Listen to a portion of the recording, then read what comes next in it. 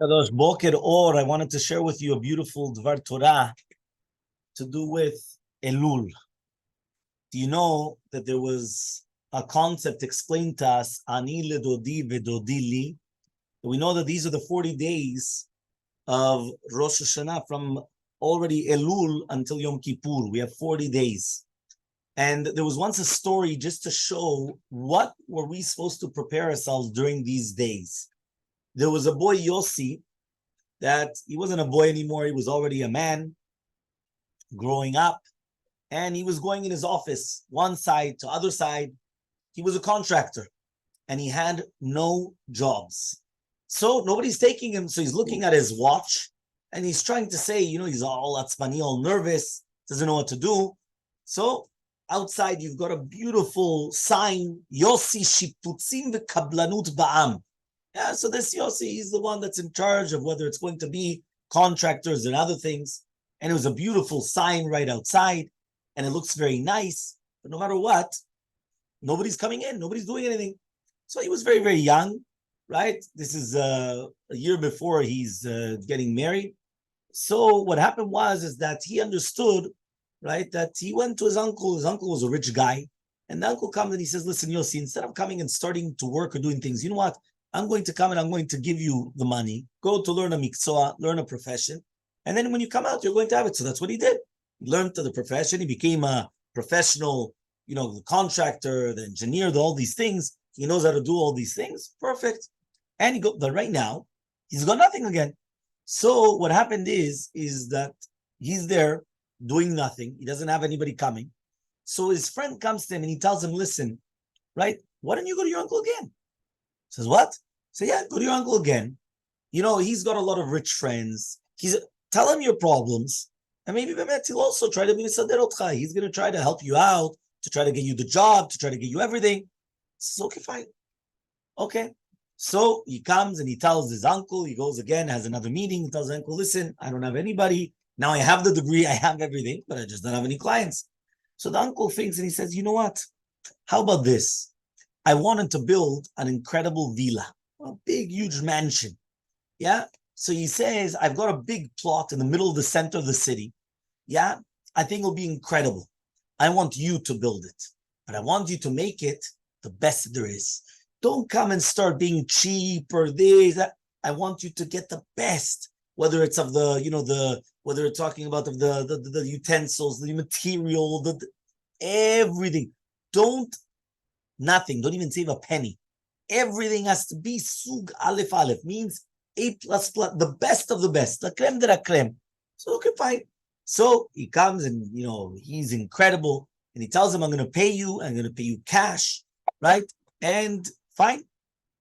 So he comes and he says, okay, no problem.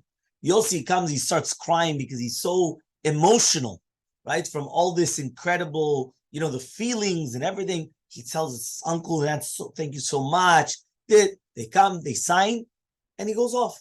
So Yossi, he was a guy, was very serious. So what happens, right? He gets the workers and he speaks, whether it's to, the electricians and the plumbers and he wants to do the best, right? And he comes and he tells him, I want to get the best. So he goes to the sapak, to the supplier, and the supplier comes and he says, what's happening exactly? Why do you want the best? So he comes and he tells him, listen, I want the best because this is the story. So he comes and the guy starts laughing. He starts laughing. He says, are you a fool? He says, does your uncle understand in building? So he looks, he says, not really. Obviously, the outside, he knows what's beauty. He's a rich guy, right? So he comes, he says, you know what? This is what you're going to do. He says, if you were me, don't be a fool. Write down on the papers that you bought the best of the best. But buy Sug Bet or Sug Gimel. Buy the second class, third class. Don't buy the best of them. Why are you going to spend so much money? And the opposite, you're even going to make money on that. So not only are you making money on the building and everything, even on the material, on the supplies, you're going to be making money. And then when you make that the outside looks incredible, but everything on the inside is going to be so bad. It's not going to be the best. It's going to be mediocre, as they say, and that's it. So Yossi is listening, And he says, listen, you know what? Maybe this guy has a point. My uncle doesn't understand, right? He doesn't. So what am I gonna do? I'm gonna write down that everything's the best, everything. And then what's gonna happen? And then what's gonna happen is that when he comes, he's gonna see a beautiful home. That's it. There's not gonna be a problem. So he did exactly that. He comes and he gets everything of third bad quality. It wasn't inferior quality, wasn't the best. And after a year and a half passes, right? It was a beautiful villa. Everything was beautiful. He comes, he invites the aunt and the uncle. They invite him over. He hugs him. He says, I knew you were going to do the best. I could be somech on you. I could rely upon you. He gives him the check, and Yossi leaves. The next day, Yossi gets a phone call. And it's the uncle, and Yossi's thinking, I thought that maybe it would last, whatever. It didn't even last a day. He's already called me. He comes and he says, I want to meet with you. So he comes and he says, okay, fine. So he's coming over and his heart is pouncing. He's trying to wait. They're going to kill him. He doesn't know what to do. He gets there and he realizes that 1 second, they're sitting down, they're having a coffee. So Yossi, calm down a little bit.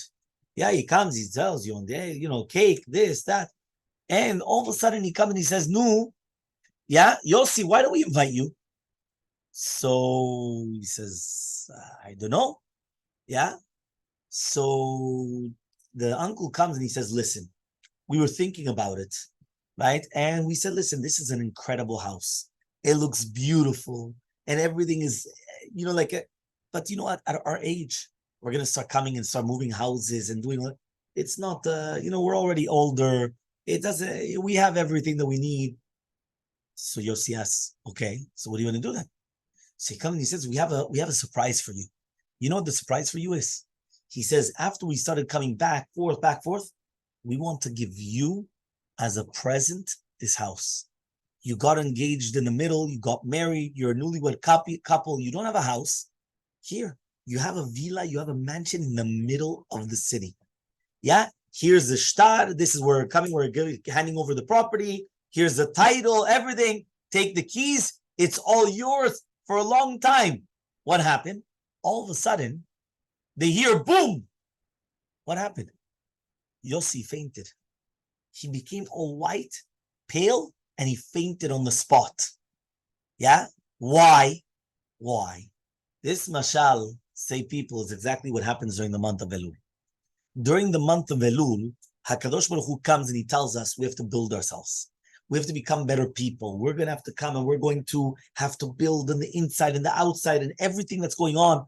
Everything that happens is actually going to come and going to be judged on Rosh Hashanah and Kippur, whether it's life, right? The opposite of life, health, the opposite, parnasa, everything, right? Children, everything's going to be judged on Rosh Hashanah.